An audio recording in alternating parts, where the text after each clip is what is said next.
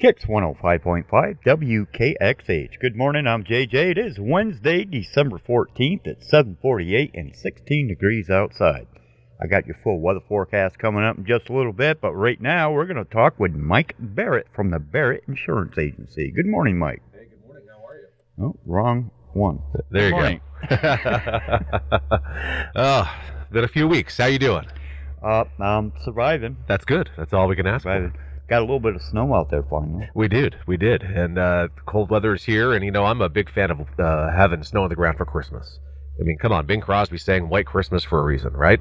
So, Absolutely. Pretty stoked about it. So, I'm not sure how much snow we're going to get this weekend, but winter sounds like it's here. It's made its triumphant, well, I don't know if it's triumphant, but it's made its return.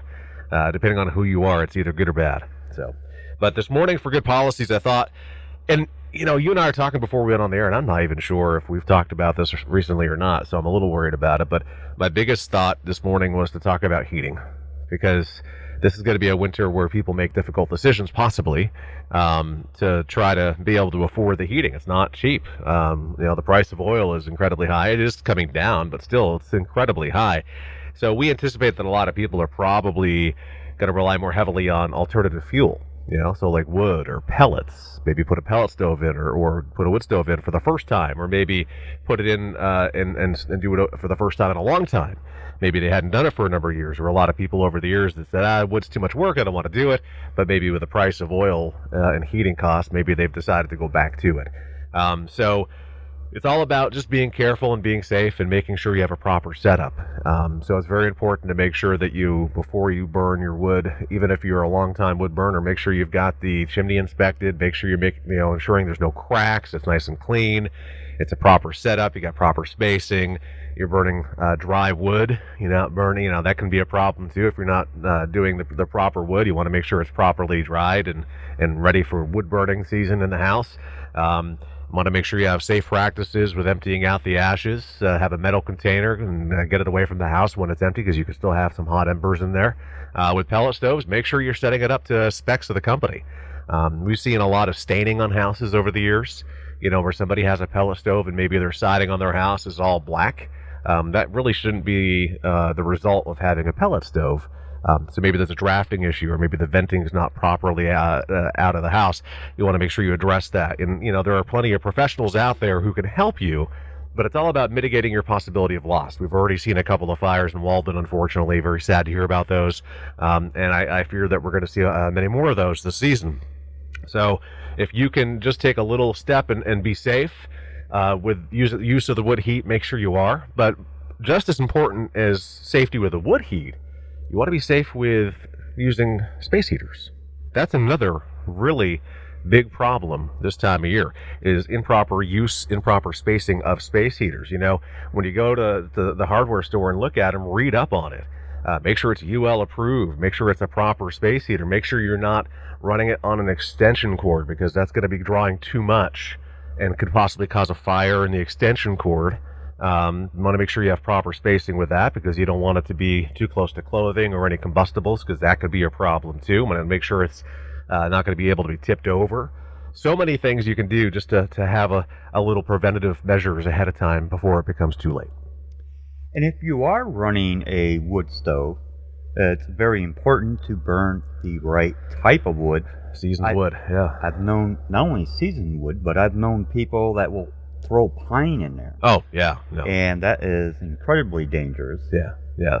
There's campfire wood, and then there's wood for the house. There is a difference.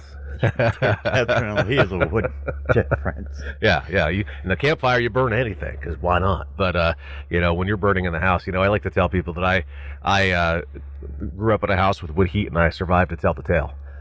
Because some insurance companies really have pretty strong opinions about proper setup of wood heat, sharing of the flues with other devices, like having an oil furnace and a wood stove sharing a chimney, which is a big no-no with many companies.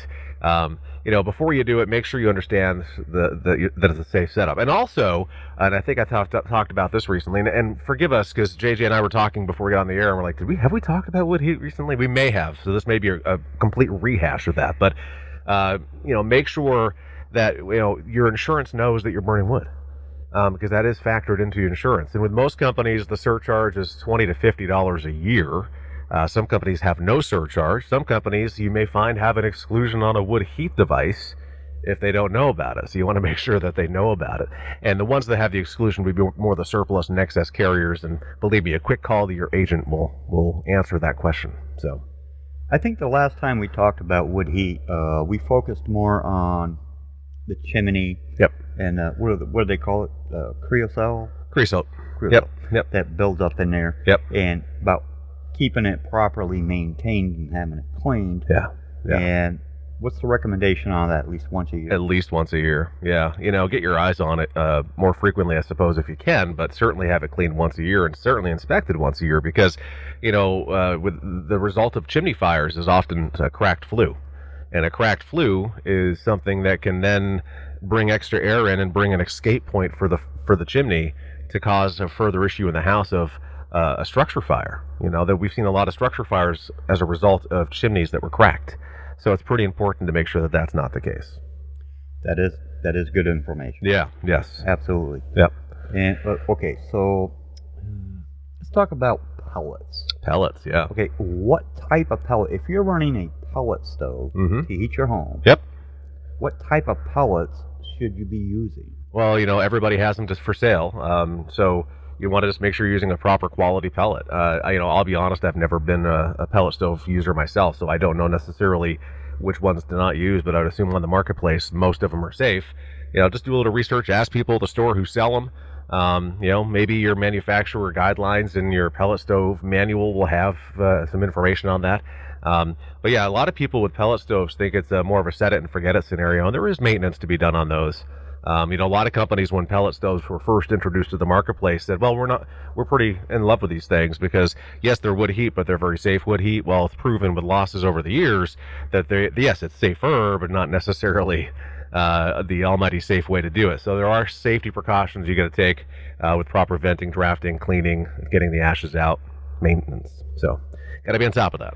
Absolutely. We had a pellet stove for quite a while, and besides picking up that heavy bag of pellets and dumping it in there, you got to clean out the ashes, and there's maintenance. There is, and some people use wood as their primary heat, but make sure you always have your oil or gases back up ready to go so that you don't have a freezing issue at your house. A prolonged time away from the home, the wood fire dies down, you could find yourself with a frozen house if you're gone for an extended period of time. So always keep a solid fuel or electric fuel heat as backup if you can, because you really want to mitigate the possibility of frozen plumbing and things like that, because that can be a very expensive proposition if that happens.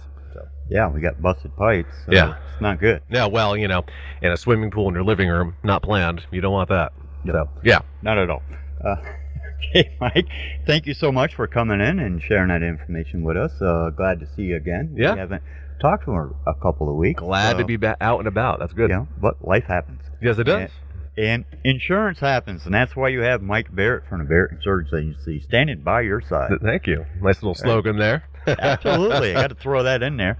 And so if somebody has insurance questions, how can they reach out? So simple. Give us a call, 748-5224. We're located on Portland Street in St. Johnsbury, online, thebarrettagency.com.